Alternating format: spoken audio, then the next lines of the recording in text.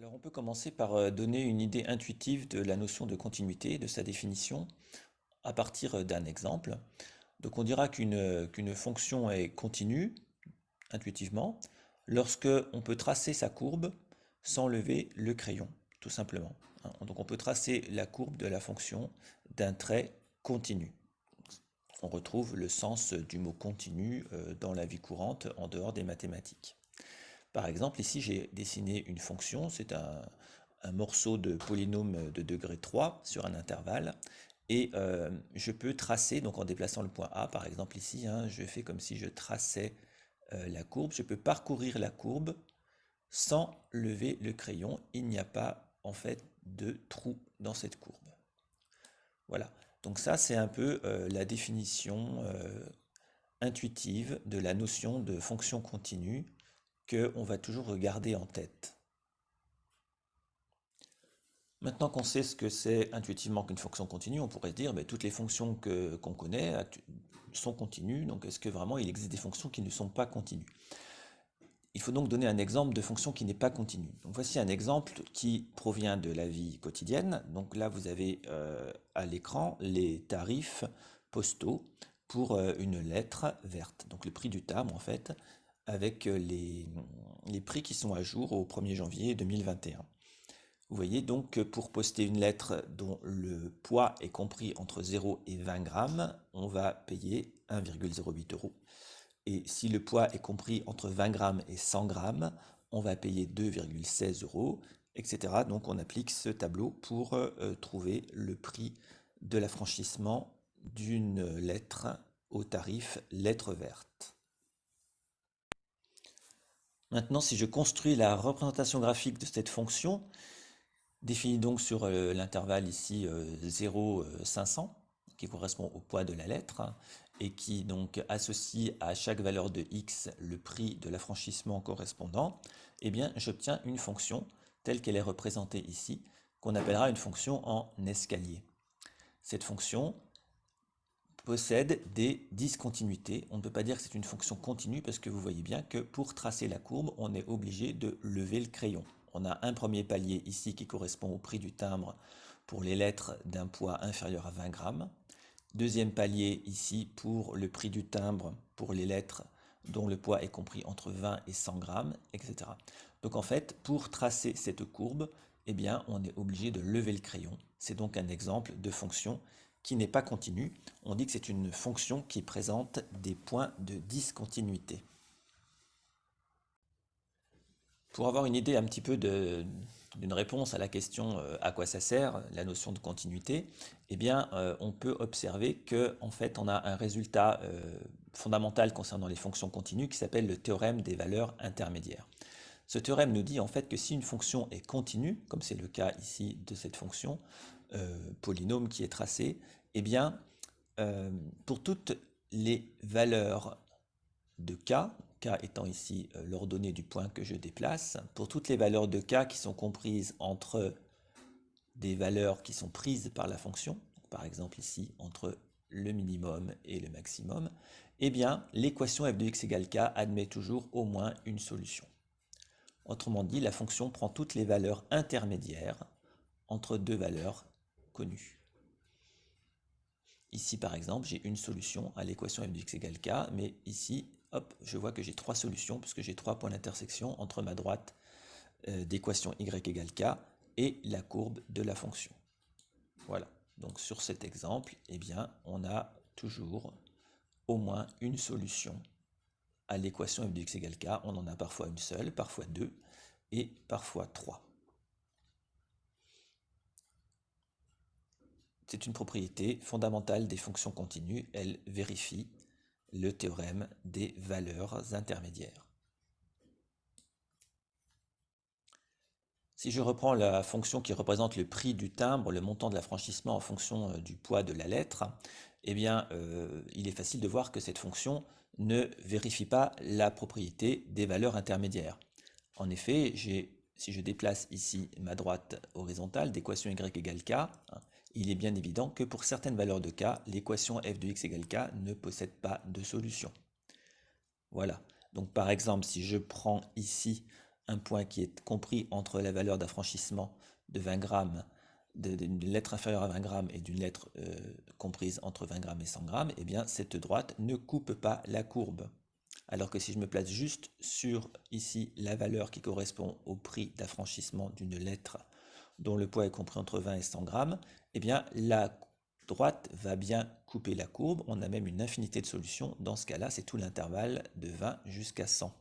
Mais dès que je passe à une autre valeur, je n'ai plus de solution à l'équation f de x égale k. Pourtant, cette ordonnée est bien comprise entre des valeurs qui sont prises par la fonction.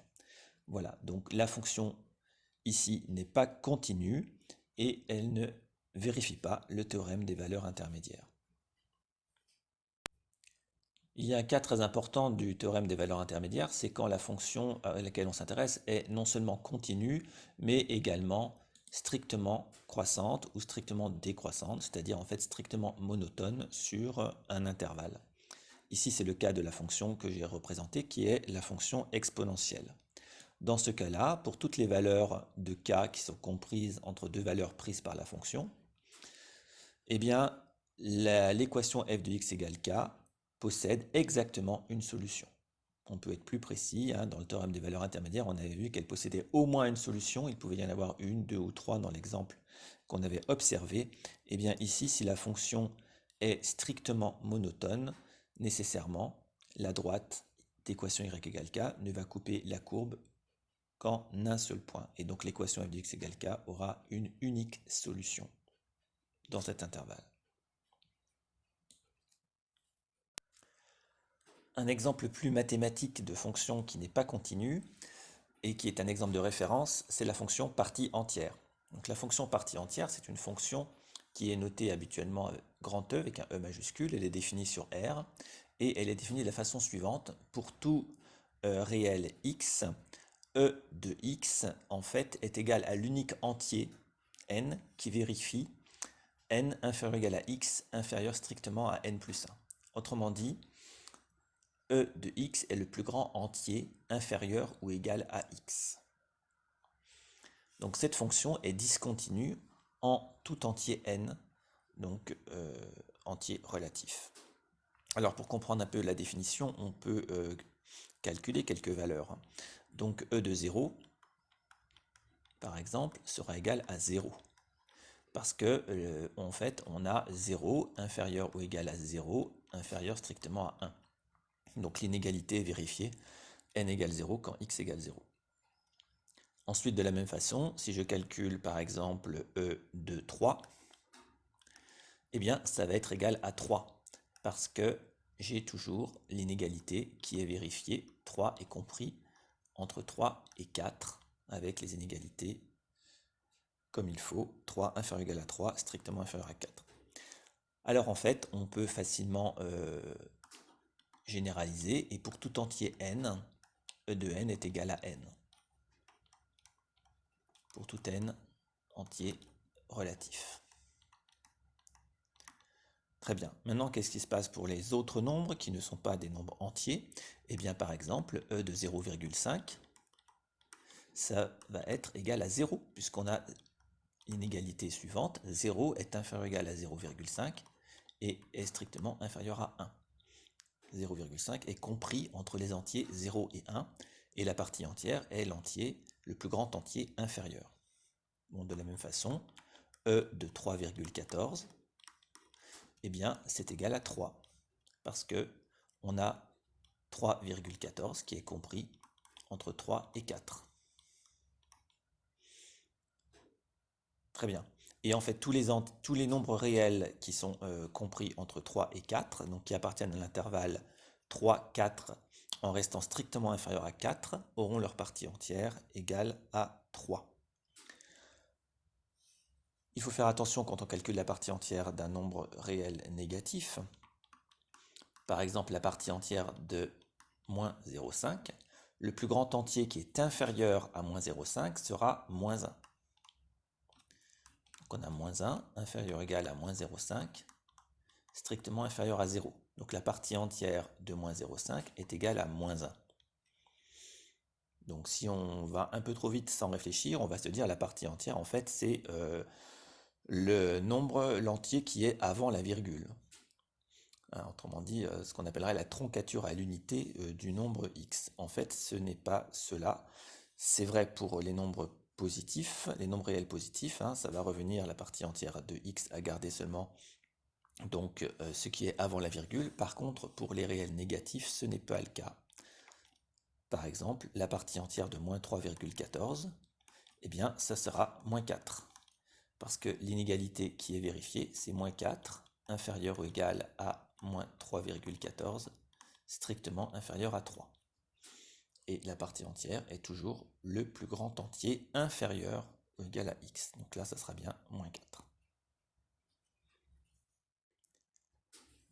On peut construire la représentation graphique de la fonction partie entière. Donc ici, vous l'avez à l'écran, et cette représentation graphique est encore une fois une fonction en escalier. Et on retrouve ici donc ce qui correspond au calcul, par exemple, qu'on a effectué précédemment pour x égale 3,14. Par exemple, ici, on aura sa partie entière qui sera égale à 3. Et tous les nombres compris entre 3 et 4, qui restent strictement inférieurs à 4, ont une partie entière égale à 3. Ce qui fait que la fonction partie entière est en fait constante par morceau. Et en observant ce graphique, on constate évidemment qu'il s'agit d'une fonction qui n'est pas continue, puisque si je m'intéresse aux équations du type f de x égale k, en déplaçant ma droite d'équation y égale k, je constate qu'il y a beaucoup de valeurs pour lesquelles l'équation f de x égale k n'a pas de solution, alors que ce sont des valeurs intermédiaires entre deux valeurs prises par la fonction. Autre façon de le dire, on constate que la fonction n'est pas continue parce qu'on ne peut pas tracer sa courbe sans lever le crayon. Il y a des sauts. Et ces sauts, en fait, ont lieu à chaque entier relatif. Donc pour tout entier relatif, en fait, la fonction partie entière présente une discontinuité au niveau de cet entier relatif.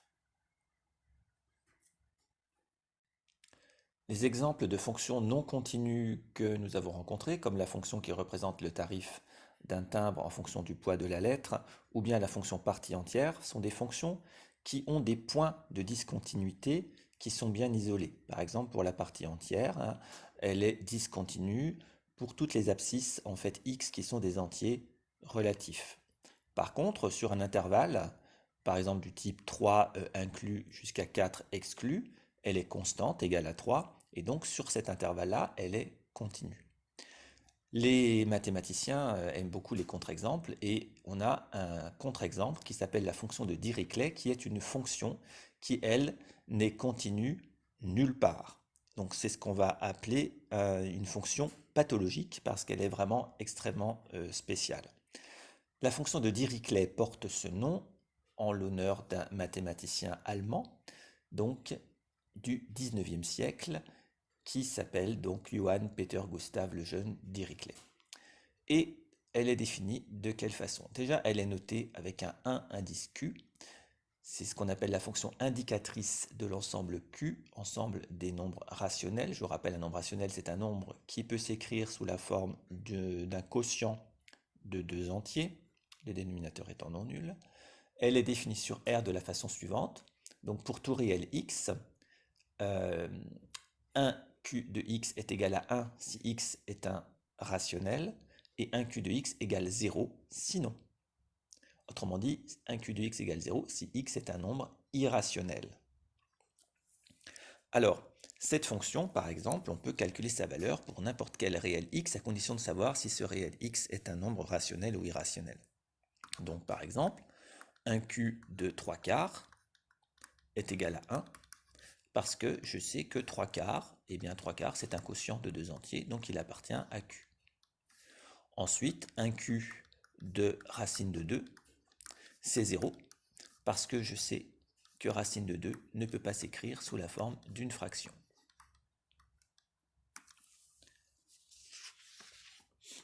Alors on peut démontrer que la fonction 1q n'est continue nulle part.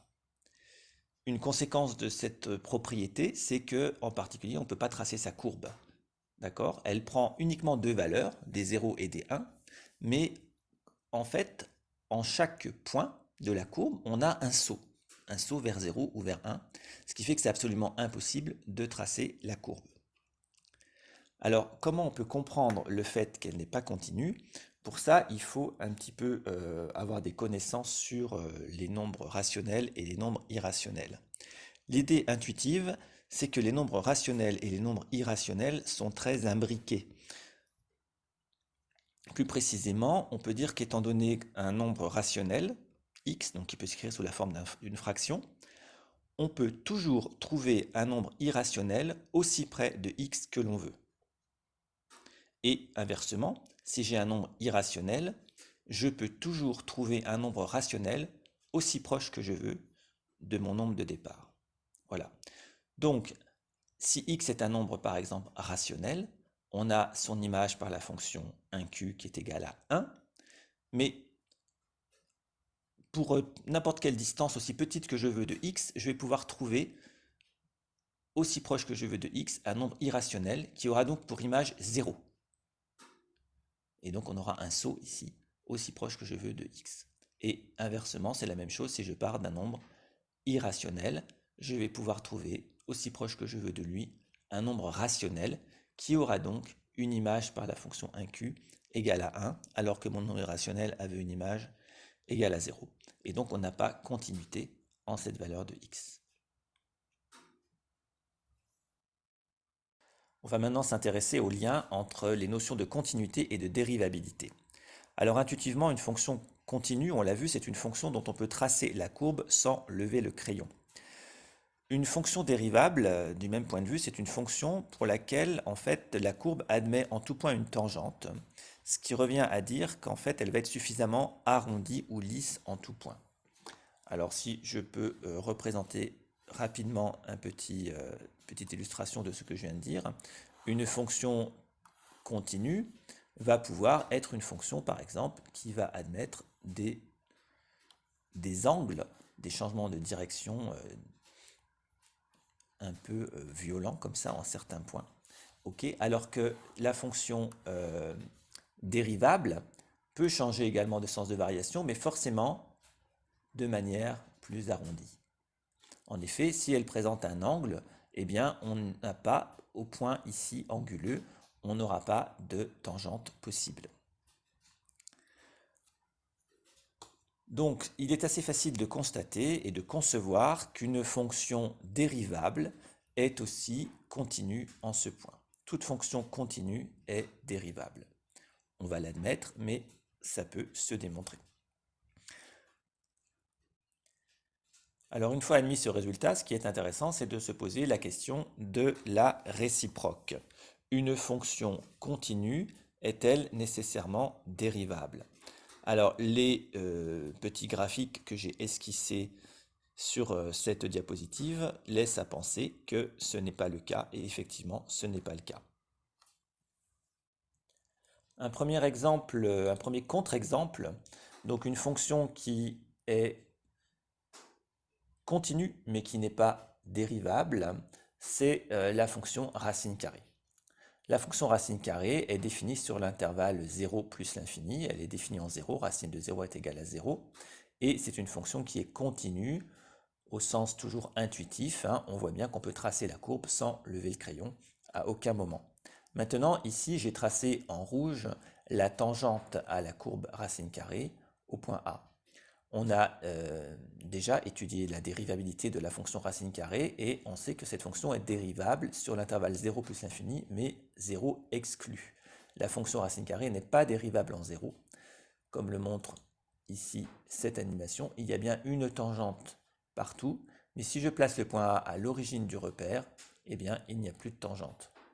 En fait, on dit qu'il y a une tangente horizontale, une tangente verticale, c'est-à-dire que c'est l'axe des ordonnées, qui est tangente, mais ça ne correspond pas à une situation de dérivabilité, puisque si la tangente est verticale, eh bien, il n'y a pas de coefficient directeur à cette droite, et donc il n'y a pas de nombre dérivé.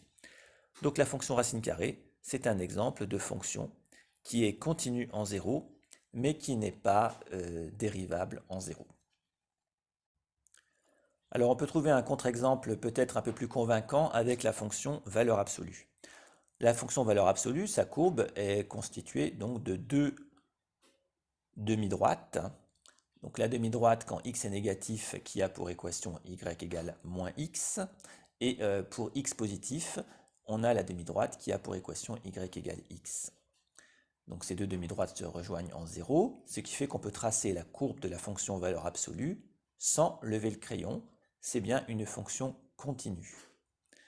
Au niveau de la dérivabilité, eh bien, elle va être dérivable donc, quand x est strictement positif, parce que ici on a une tangente qui va être en fait la droite d'équation y égale x, hein, elle est elle-même sa tangente, et donc un nombre dérivé égal à 1. Et quand x est négatif, on va avoir un nombre dérivé qui va être égal à moins 1, constant. Par contre, en 0, là où on a le point anguleux, alors pareil, si je mets le point A en 0, exactement en 0, voilà, on voit qu'il n'y a pas de tangente possible pour la courbe au niveau de ce point. En fait, si on calculait le taux d'accroissement de la fonction valeur absolue, ce taux d'accroissement a une limite à droite qui va être égal à 1, il est constant égal à 1, et à gauche, il est constant égal à moins 1, il a donc une limite à gauche égale à moins 1. Et comme la limite à gauche et la limite à droite ne sont pas égales, le taux d'accroissement n'a pas de limite en 0. Et donc la fonction valeur absolue n'est pas dérivable en 0. C'est donc un exemple de fonction qui est continue, mais qui n'est pas dérivable. Alors les mathématiciens se sont amusés à chercher des contre-exemples encore plus pathologiques, même beaucoup plus pathologiques, et on peut prendre comme illustration de cela la fonction de Weierstrass. Weierstrass est un mathématicien allemand du 19e siècle toujours, et il a donc défini une fonction bien particulière. Donc cette fonction est définie par une somme infinie. Pour tout réel x, elle est définie sur R, pour tout réel x, donc l'image de x par la fonction de Weierstrass, c'est la limite, lorsque n tend vers plus l'infini, de la somme de k égale 0 à n, des a puissance k cosinus b puissance k pi x.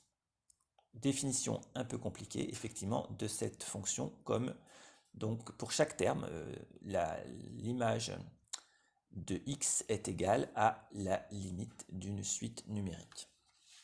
Alors là-dedans, a et b sont des constantes fixées à l'avance. A et b sont donc des réels.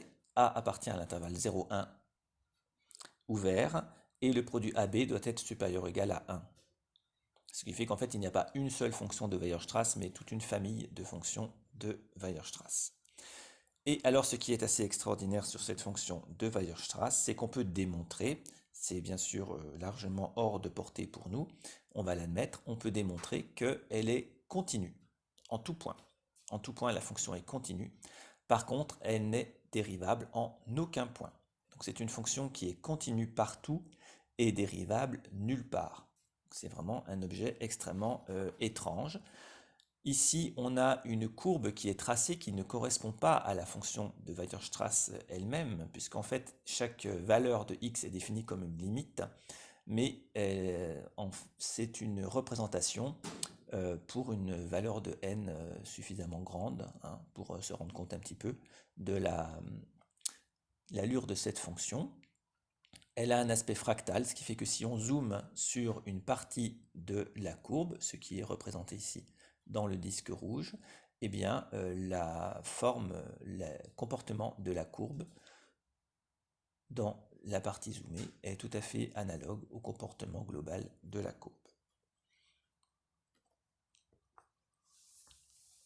Donc en fait, graphiquement, en tout point, la courbe admet un angle, donc elle n'a pas de tangente, mais elle ne fait pas de saut. Donc on peut quand même, théoriquement, la tracer sans lever le crayon. Alors on pourrait penser que toutes ces bizarreries en fait sont inutiles, hein, en dehors des mathématiques, et c'est ce que pensaient certains mathématiciens au XIXe siècle, début XXe, comme par exemple le grand mathématicien français Henri Poincaré, dont on trouve ici une citation, hein. La logique parfois engendre des monstres. On vit surgir toute une foule de fonctions bizarres qui semblaient s'efforcer de ressembler aussi peu que possible aux honnêtes fonctions qui servent à quelque chose. Plus de continuité, ou bien de la continuité, mais pas de dérivée. Donc là, il fait référence à la fonction de Weierstrass, qui est continue partout, mais dérivable nulle part. Autrefois, quand on inventait une fonction nouvelle, c'était en vue de quelques buts pratiques. Aujourd'hui, on les invente tout exprès pour mettre en défaut les raisonnements de nos pères, et on n'en tirera jamais que cela. Voilà, donc une critique un peu négative de cette course aux fonctions pathologiques que Poincaré appelle des monstres et qui, selon lui, donc ne servent à rien. Mais en fait, il se trompait, parce que quelques années plus tard, ces fonctions ont trouvé des applications. Les physiciens se sont emparés de ces monstres mathématiques pour modéliser quelque chose qui s'appelle le mouvement brownien. C'est-à-dire en fait le mouvement aléatoire d'une grosse particule dans un fluide qui n'est soumise à aucune autre interaction que les chocs avec les petites particules du fluide environnant.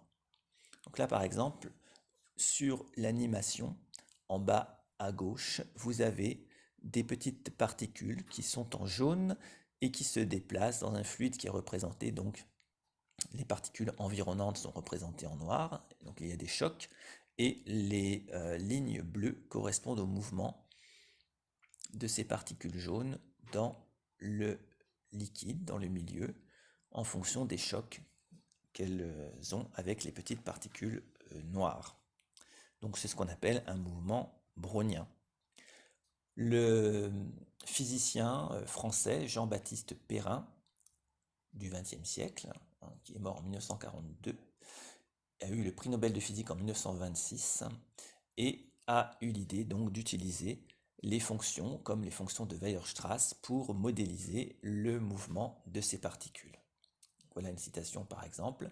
C'est un cas où il est vraiment naturel de penser à ces fonctions continues sans dérivées que les mathématiciens ont imaginées et qu'on le regardait à tort comme de simples curiosités mathématiques, puisque l'expérience peut les suggérer. Voilà, on avait tort donc de les regarder comme de simples curiosités mathématiques, puisque à partir de l'expérience de ce mouvement brownien, eh bien, on pense à utiliser ces fonctions et effectivement, elles permettent de modéliser ce phénomène physique. C'est un exemple où un objet qui apparaît inutile de prime abord, en fait, a une application ensuite concrète en physique dans ce cas-là. Mais elle est aussi utilisée, ce type de fonction, comme les fonctions de Weierstrass, sont aussi utilisées pour modéliser, par exemple, certaines évolutions dans les mathématiques financières, comme les cours de bourse.